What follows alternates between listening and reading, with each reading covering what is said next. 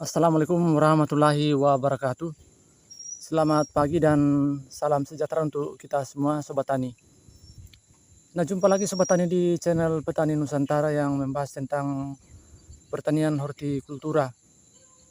Nah, untuk kesempatan pagi hari ini, kita akan mereview kembali mengenai budidaya cabai lokal rica jarum ini, di mana pada saat ini Sobat Tani, kegiatan yang kita sudah lakukan sudah melalui beberapa tahap Sobat Tani. Nah, diantaranya itu pengucuran pertama, kemudian pengucuran kedua, dan yang terakhir Sobat Tani saya lakukan pengucuran yang ketiga. Nah, bagaimana hasil yang kita peroleh pada kesempatan tersebut? Nah, bisa kita bahas bersama-sama Sobat Tani pada saat ini. Trik apa saja dan tips apa yang saya gunakan sehingga tanaman saya ini sudah bisa bertumbuh seperti ini Sobat Tani. Nanti kita akan lihat bersama-sama bagaimana perkembangannya. Kalau kita perhatikan Sobat Tani, pertumbuhan dari tanaman cabai ini sangat memuaskan sekali bagi saya Sobat Tani. Nah, tergantung dari cara perawatan kita, cara penanganan hama dan penyakit, termasuk di dalamnya pengendalian penyakit yang muncul pada saat di daerah kita itu mengalami cuaca ekstrim. Nah, bagaimana cara penanganannya Sobat Tani? Itu kita bisa lakukan berdasarkan artikel-artikel yang kita bisa peroleh dari teman-teman kita petani yang sudah senior, ataupun dari artikel-artikel dari hasil penelitian. Nah, kita lihat Sobat Tani ya, hasil pengocoran yang pertama, kedua, dan ketiga yang saya sudah lakukan. Nah, hasilnya sudah seperti ini Sobat Tani. Nah, tanaman saya ini sudah memiliki perkembangan yang sangat subur. Ini sangat lebat sekali Sobat Tani. Tunas-tunasnya sudah subur seperti ini. Nah, kalau kita lihat tunasnya ini Sobat Tani sudah ada 1, 2, 3, 4, 5, 6.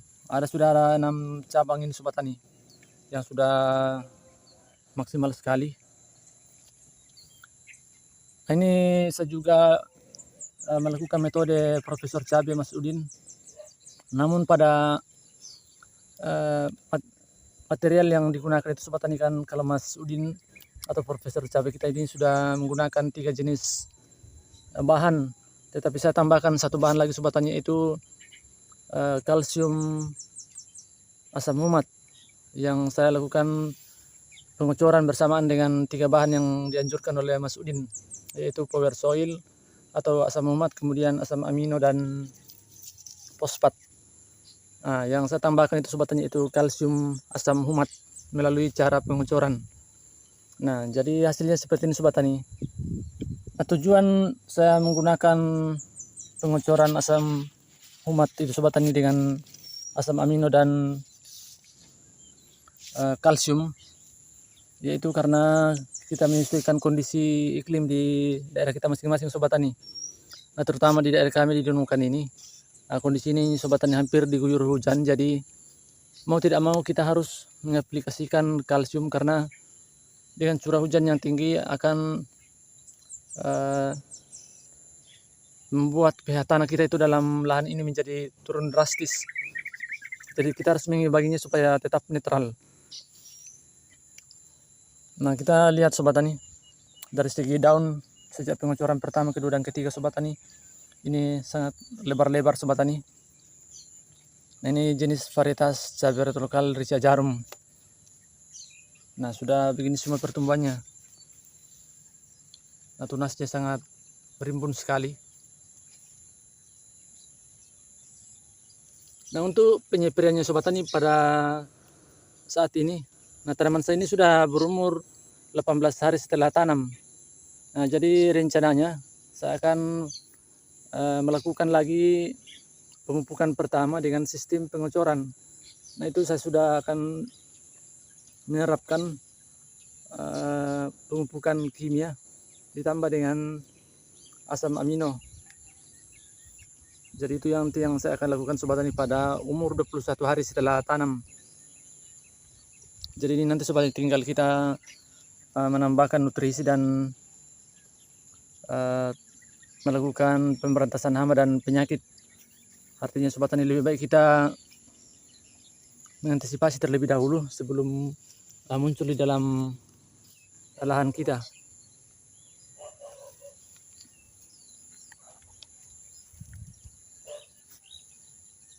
Nah, kita perhatikan Sobat Tani, tanaman saya ini sudah begini perkembangannya.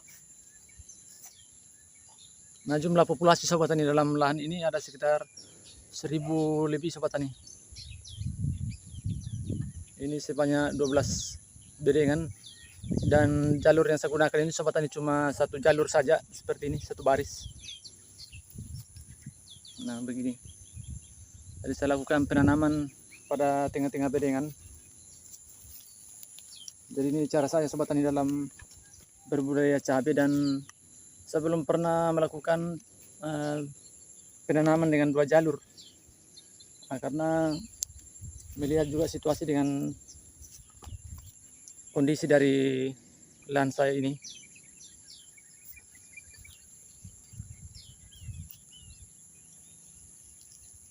Nah, ini sangat lumayan sudah Sobat Tani pertumbuhannya. Nah, ini Sobat Tani saya belum melakukan sama sekali pemacangan ajir atau pancang. Nah, nanti Sobat Tani setelah tanaman ini agak kuat, baru saya bisa lakukan pemasangan pancang, karena jenis varietas ini Sobat Tani lebih kokoh dalam segi pertumbuhannya dibanding cabai lokal yang lain. Nah, kecuali kalau varietas cabai lokal Salok 2 Sobat Tani biasa saya lakukan pemasangan pancang, tetapi kalau yang ini Sobat Tani saya tidak melakukan pemasangan pancang, kecuali kalau memang angin kuat baru saya bisa melakukan pemasangan pancang atau penalian.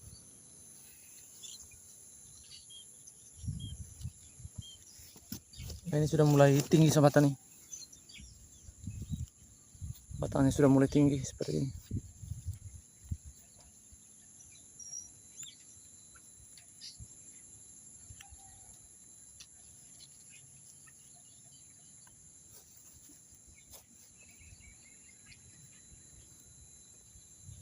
Nah, baik Sobat Tani, sekian dulu video dari saya, semoga bermanfaat dan memberikan inspirasi bagi sahabat tani semuanya dalam berbudidaya cabai di tanah air. Terima kasih, salam tani Nusantara dan sukses selalu.